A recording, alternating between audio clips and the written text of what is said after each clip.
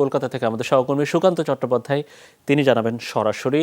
একটু জানতে চাই সুকান্ত, যে এই যে দেহের অংশবিশেষ পাওয়া গেল, এখন এই অংশবিশেষকে কোন জায়গার, এটা নিশ্চিতভাবে বলা যাচ্ছে যে এতদিন পরে প্রায় 1 মাস হয়ে যাচ্ছে এটার আসলে হদিস পাওয়া যাবে না এটা কোন জায়গার অংশ। এখন এটা কি সিআইডিতে ফরেন্সিকে পাঠানো হবে, নিশ্চিতভাবে এটা ডিএনএও করা হবে, তো সেই প্রক্রিয়া সম্পর্কে পুলিশ কি জানালো সেখানকার সিআইডি?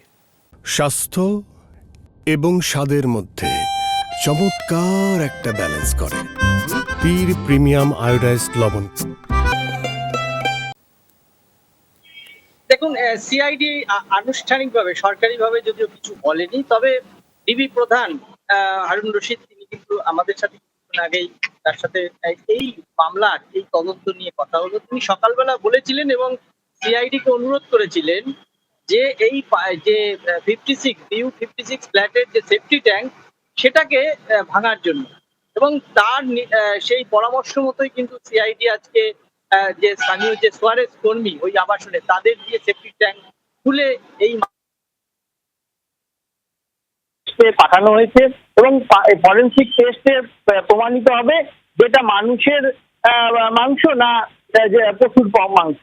তারপর যদি মানুষের মাংস প্রমাণিত হয় তারপর যাবে হচ্ছে ডিএনএ টেস্ট, এটাই কি এমপির মাংস। এই দুটি প্রমাণ হওয়ার পরেই কিন্তু চূড়ান্ত পর্যায়ে পৌঁছাবে তদন্তকারী দল যে এই ফ্ল্যাটেই খুন হয়েছিলেন এবং এই মানুষই কিন্তু হচ্ছে এমপি খুন হওয়া এমপি, এবং যে গ্রেপ্তার হওয়া যে হাওলাদার তার জিয়াদ হাওলাদারকে জিজ্ঞাসাবাদ করেই কিন্তু এই তথ্য পেয়েছে যে ওয়াশরুমের যে কমোড তাতে কুচি কুচি করে সেই মাংস ভাসিয়ে দেওয়া হয়েছে এবং অন্য অন্য জায়গায়ও কিন্তু ফেলা হয়েছে।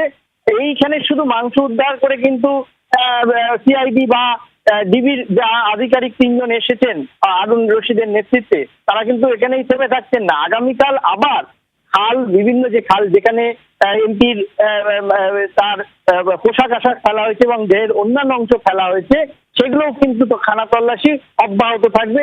ডিবি প্রধান কিন্তু আমাদের সেটাই জানালেন।